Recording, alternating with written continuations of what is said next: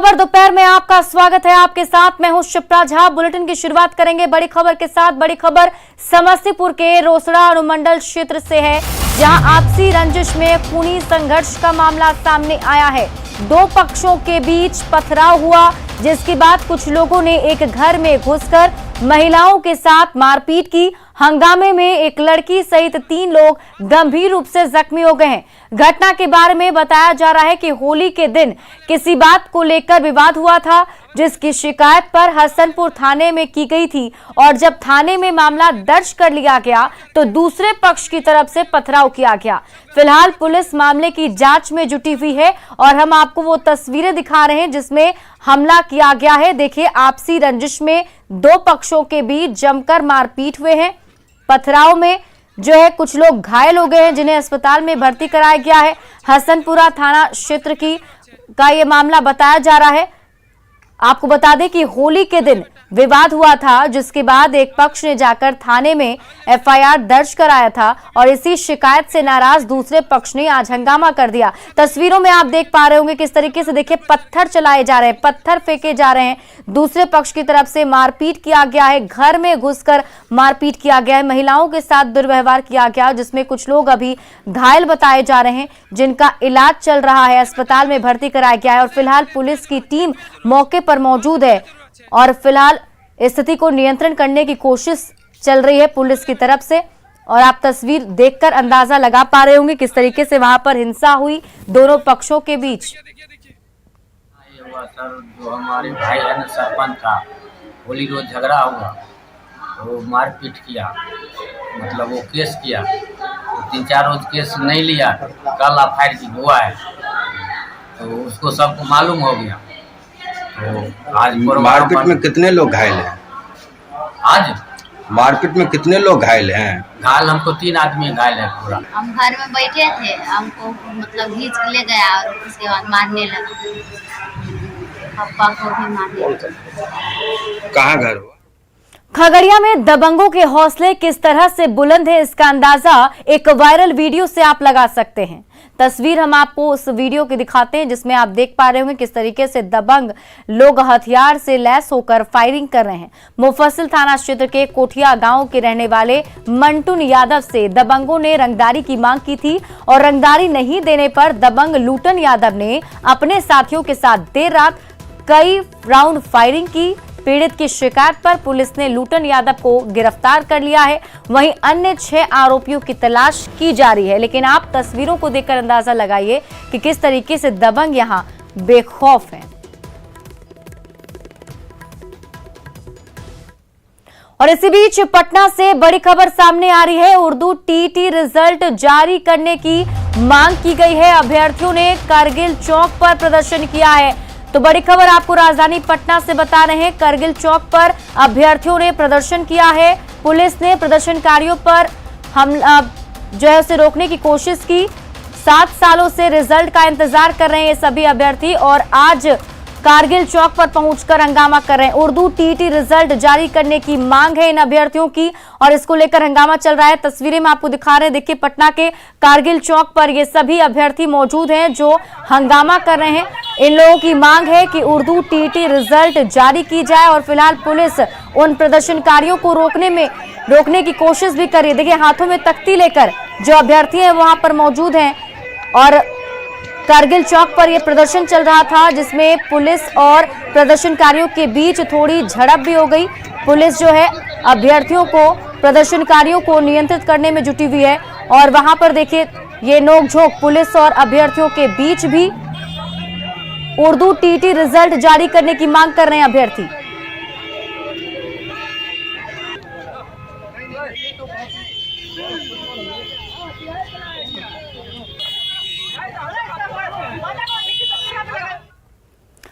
तो फिलहाल सिकंदराबाद के बोयागुड़ा में आज एक लकड़ी के डिपो में अचानक भीषण आग लग गई, जिसमें 11 लोगों की जिंदा जलने से मौत हो गई। 3 मजदूर झुलस गए जबकि एक मजदूर की जान बाल बाल बची। जिस वक्त यह हादसा हुआ उस समय डिपो में 15 मजदूर मौजूद थे। जानकारी के मुताबिक सभी मृतक बिहार के छपरा जिले के अमनौर के रहने वाले हैं। वहीं तेलंगाना सरकार ने 4-4 लाख आर्थिक मुआवजे का ऐलान किया है। पीएम मोदी और राष्ट्रपति ने हादसे पर दुख जताया। पीएम मोदी ने पीएम राहत कोष से मृतक के परिजनों को 2-2 लाख रुपए मुआवजे का ऐलान किया है। The fire accident has took place in the morning hours, wee hours at 4 o'clock. After knowing this, the firefighting team has come and controlled the fire. And in this accident, 11 people were charred and expired. And one man was escaped from this premises. This was the primary.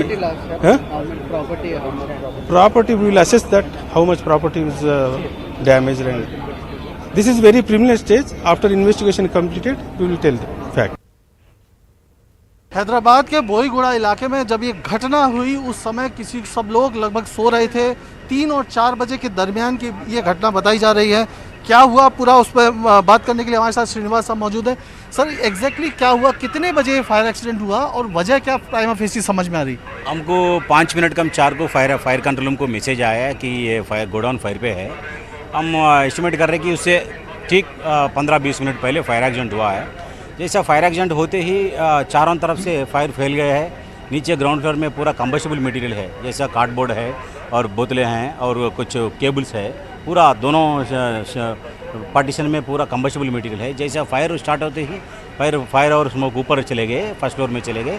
और bad incident है कि इसका owner ने 12 labours इसमें काम करने वालों को पहले फर्स्ट फ्लोर में 2 रूम दिला के वहाँ सो ले गए और हम आके फायर बुझाया। जैसे फायर गाड़ी 1 किलोमीटर दूरी पे है, जल्दी आ गया और इसके फायर का इंटेंसिटी देख के हम 2 गाड़ी को और बुलाया और बाद में भी 2 गाड़ी को बुलाया। जैसा फायर हमको बुझाते रहे तो हमको मालूम पड़ा कि अंदर कोई आदमी है। हम ढूंढने लगा, अंदर नहीं जा सका। फिर जैसा फायर बुझाता ही 2 घंटे के बाद गए तो वो लोग 12-11 डेड बॉडीज आइडेंटिफाई करे। बाद में हम बॉडीज़ को रिट्रीव करके पुलिस को हैंड ओवर करें। टोटल कितने लोग थे उस समय गोडाउन में? इस समय इस पर प्रीलिमिनरी रिपोर्ट्स 12 आदमी है। 12 आदमी में वो फायर देख के 1 आदमी बाहर आ सका और 11 आदमी वहीं मर गए। क्यों बोले तो या फायर चारों तरफ से ऊपर चले गए। वो लोगों को एक ही रास्ता है, वो लोग जैसा स्पाइरल स्टेयरकेस है वो भी 0.5 मीटर्स विड्थ का, वो स्टेयरकेस से वो लोग नहीं पहुंच सके। जैसा वो रूम में सो जा रहा, वहाँ से दूसरे ओनर का जगह है, वहाँ से डूबने लगे, इसीलिए वो 4 मर गए। सर, फायर की जो नॉर्म्स हैं उसका यहाँ पे वायलेशन ऐसा प्राइमा फेसी पता चल रहा है। क्या ये पूरी तरह से इन्होंने परमिशन ली हुई थी? किस तरह की स्थिति थी? और यहाँ इस इलाके में और भी जो गोडाउन है उनकी क्या स्टेटस है? फायर ये गोडाउन बहुत साल से है, ये इसका परमिशन हमारे पास तो नहीं आया है। शायद ये हाइट के मुताबिक हमारा परव्यू में नहीं आता है और बहुत सारे गोडाउन है। इंसिडेंट पहली बार है 11 आदमी का मौत होना। और जो है ओनर ने खाली गोडाउन रखे तो ऐसा प्रॉब्लम नहीं होता था ना। बिना परमिशन लिए, किससे परमिशन लिए वो हम वेरीफाई कर रहे हैं। हमारा इंक्वायरी जारी है, वो पूरा होने के बाद हम पूरा पता कर सकते हैं। मगर as you right, there are certain violations, we will inquiry into the matter and will take suitable action on that. एक लास्ट, क्या अंदर फायर एक्सटिंग्विशर या पूरी व्यवस्था उस तरह की देखने को मिली? पास में ही टिम्बर के बहुत सारे गोडाउन है, क्या उस जगह आप चेक करेंगे? गाइड के जैसा नेशनल बिल्डिंग कोड के मुताबिक रहता है कितना हाइट है। लाइसेंसिंग अथॉरिटी कौन है? हमारे डिपार्टमेंट में लाइसेंस दिया नहीं दिया, उसमें 2-3 विंग है, कौन दिया क्या दिया, अभी थोड़ी देर के बाद जैसे फायर कंप्लीट हमारा ऑपरेशंस खत्म होते ही हम बताते हैं। वहीं हैदराबाद हादसे पर सीएम नीतीश कुमार ने दुख जताया और सरकार की तरफ से 2-2 लाख रुपए आर्थिक सहायता की घोषणा की है। सीएम ने कहा कि हैदराबाद से मृतकों के शव को लाया जा रहा है। बिहार सरकार पीड़ित परिजनों की हर संभव मदद कर रही है। तो बहुत दुखद है और वहाँ की सरकार ने भी इसके बारे में सब कुछ ऐलान किया है।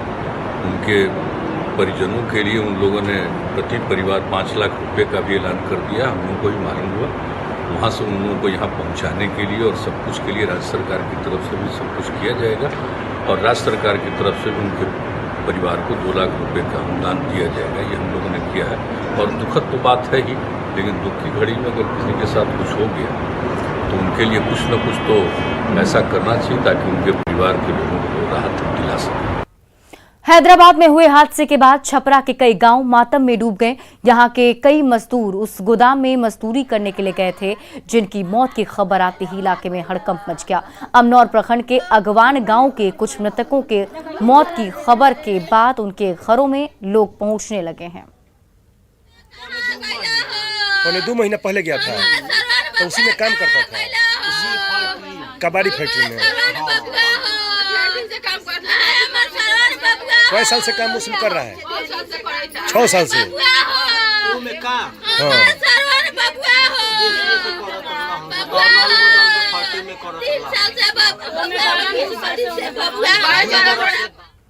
बिहार विधानसभा के भीतर आज विपक्षी दलों के विधायकों ने राज्य में लोगों की हो रही संदिग्ध मौत पर हंगामा किया। शराबबंदी पर सवाल उठाते हुए विपक्ष ने सरकार को हर मोर्चे पर फेल बताया।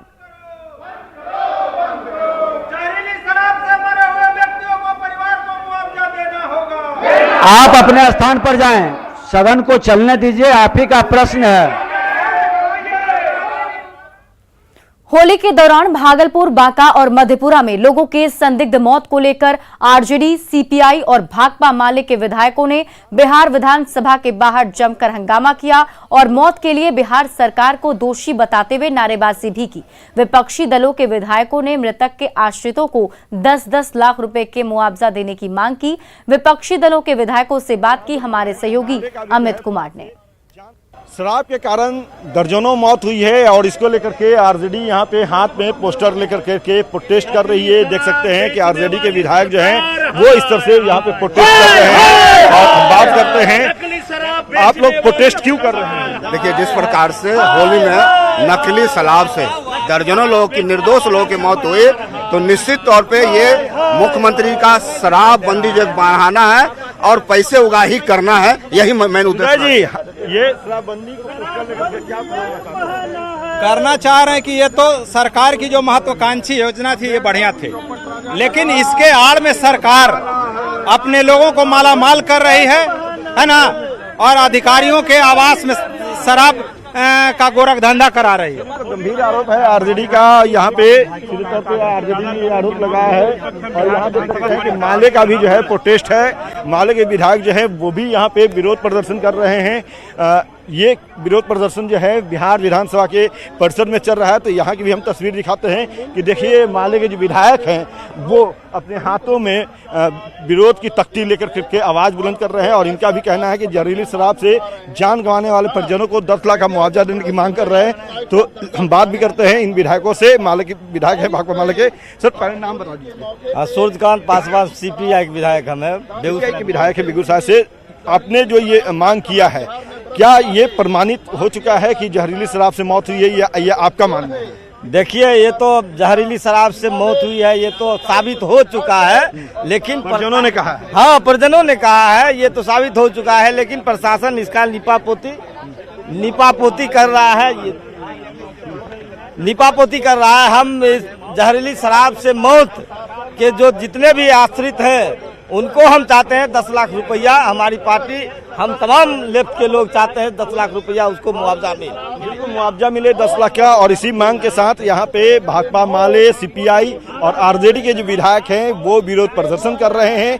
बहरहाल देखना होगा कि इन लोगों के इस विरोध प्रदर्शन का कितना असर सरकार पे होता है। सरकार ये मानती है इन लोगों की बातों को या नहीं कि जो मौतें हुई है बिहार में होली के दौरान वो जहरीली शराब से हुई है, शराब के सेवन से करने से हुई है। कैमरा पर्सन मनीष जुनेजा के साथ अमित कुमार, न्यूज़ 18 पटना। बिहार में जहरीली शराब से हुई मौत का विरोध लगातार जारी है। आरजेडी विधायक डॉक्टर मुकेश रोशन आज आंखों पर काली पट्टी बांधकर विधानसभा पहुंचे, जहां उन्होंने सरकार पर निशाना साधा। एक तस्वीर हम दिखा रहे हैं बिहार विधानसभा की। ये तस्वीर है, मुकेश रोशन है, आरजेडी के विधायक हैं। मुकेश जी, आंख पर काला पट्टी क्यों?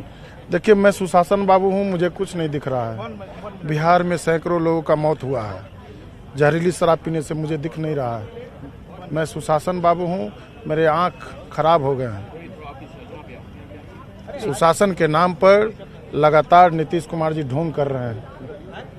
पिछले कई वर्षों से शराबबंदी है, अपूर्ण शराबबंदी है बिहार में। अपूर्ण या पूर्ण? अपूर्ण। आप कह रहे हैं कि हमें दिख नहीं रहा, फिर पोस्टर बदल दे रहे हैं। ये सब सेटिंग है। नहीं, सवाल है कि आप सरकार पे तंज कस रहे हैं। विपक्ष की तो भूमिका होनी चाहिए ना। बिल्कुल, सरकार बार बार कहती है कि आप सूचना दे, हम कार्रवाई करेंगे। हम लोग शराबबंदी नहीं, पूर्ण नशा मुक्ति की मांग करते हैं। कहाँ हो रहा है, किस तरह का नशा हो रहा है बिहार में? सुशासन बाबू को अगर दिखता तो ये बताते ना कि आखिर जहरीली शराब पीने से सैकड़ों लोगों का मौत हुआ है पूरे बिहार में। होली के दिन सैकड़ों लोगों का मौत हुआ, कितनों पर कार्रवाई हुआ? पोस्टमार्टम का रिपोर्ट आया क्या? बस लिपापोती किया जा रहा है। नहीं, एक सवाल का सीधा जवाब दीजिए मुझे। आप महुआ विधानसभा से विधायक हैं, आज तक आपने अपने विधानसभा से कितनी सूचनाएं पुलिस को दी कि यहाँ पे कोई शराब पी रहा है या यहाँ पे शराब का निर्माण हो रहा है, यहाँ शराब की बिक्री हो रही है, ऐसा कोई आपने सूचना दिया क्या? दर्जनों बार मैंने फोन करके डीएसपी को, वहाँ के थाना प्रभारी को सूचना दिए, कार्रवाई नहीं हुई। आज तक कार्रवाई नहीं हुआ। जहरीली शराब से कितने लोग मरे, आज तक कार्रवाई नहीं हुआ। उल्टे शराब के कारोबारी से पैसा लेकर करके और घोल मट्ठा कर देता है। जो जहरीली शराब पीने से जिनकी मौत होती है उसमें सेटिंग कर लेता है ये लोग, पुलिस प्रशासन मिलके, और गंभीर आरोप लगा रहे हैं। बिल्कुल इस तरीके का हुआ है, आंखों देखा हाल है।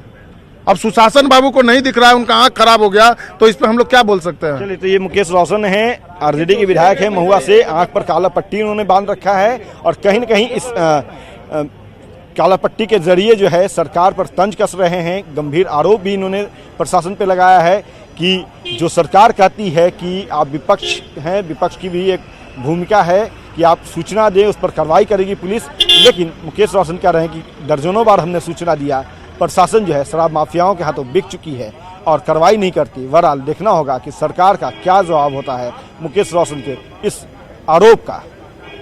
कैमरा पर्सन मनीष जुनेजा के साथ अमित कुमार, न्यूज़ 18 पटना। मुजफ्फरपुर के बोचहां विधानसभा सीट पर होने वाले उपचुनाव को लेकर लगातार सियासी उठापटक जारी है। बीते दिनों राजद से वीआईपी में शामिल हुई डॉक्टर गीता कुमारी और वीआईपी से राजद में गए अमर पासवान एक दूसरे पर हमलावर हैं। आरजेडी से पत्ता कटने के बाद VIP candidate doctor Geeta Kumari ने एक बार फिर से तेजस्वी और अमर पासवान पर बड़ा हमला बोला। डॉक्टर गीता कुमारी ने दलितों का मामला उठाते हुए कहा कि आरजेडी में दलितों का सम्मान नहीं होता है। वहीं अमर पासवान ने रमई राम और गीता कुमारी पर पलटवार किया। वहाँ सम्मान है, जो उनका जूता उठाता है, जूता ढोता है, उनके कहने पर नाचते हैं, वही ये दलित को वहाँ सम्मान है। ये तो फाउंडर मेंबर खून से सींचा है दल को, तो उनके साथ जो हो सकता है आप सोच सकते हैं खुद ही। मैंने आज अपने बाबूजी को खोया है। किसी पार्टी ने एनडीए गठबंधन ने इस चीज के ऊपर विचार नहीं किया। उन्होंने जो लगता है दो लोगों की लड़ाई में हमें बीच मझधार में छोड़ दिया गया। आज हम पार्टी के एक्टिव कार्यकर्ता भी होने के बावजूद भी हमारा टिकट नहीं दिया गया, हमारे परिवार में से किसी को टिकट नहीं दिया गया। उन्होंने अपनी मनचाही बातें रखी। शहीद भगत सिंह के शहादत दिवस के मौके पर आज पटना के कारगिल चौक पर राजकीय समारोह का आयोजन किया गया, जहां राज्यपाल फागू चौहान और सीएम नीतीश कुमार ने श्रद्धांजलि दी। इस दौरान डिप्टी सीएम तारकिशोर प्रसाद और कई मंत्री भी मौजूद रहे।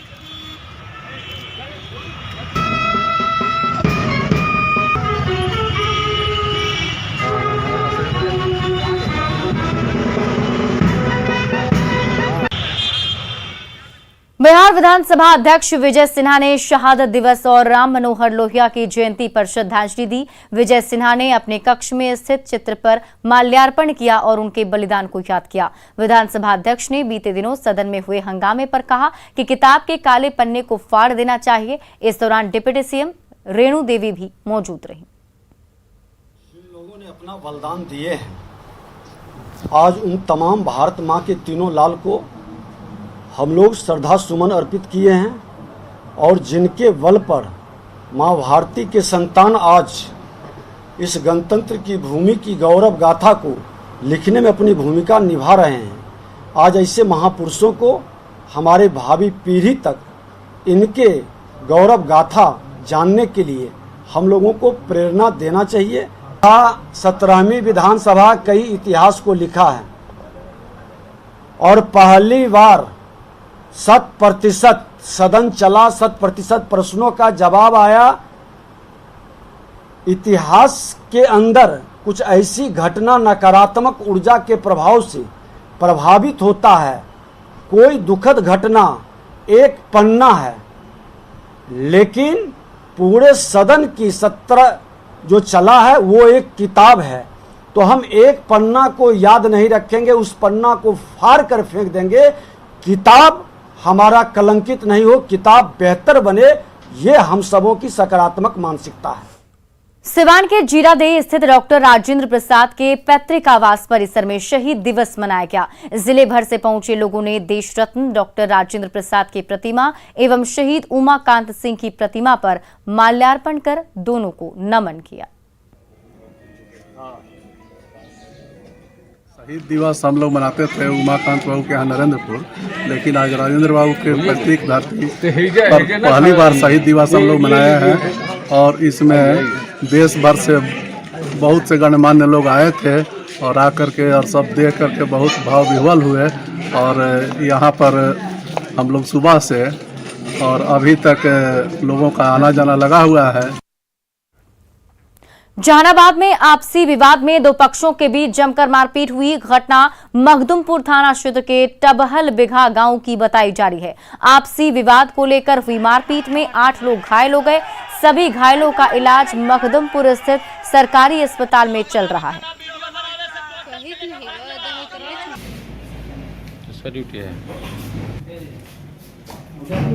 धर लिए तो अपने का दुआ दे दिए, दामाद थे जा रहे थे 4 व्हीलर लगा रहे थे, इधर से पीछे पे गया। लोग तो ऐसा आदत है गाड़ी देने का, पी के गाड़ी देने।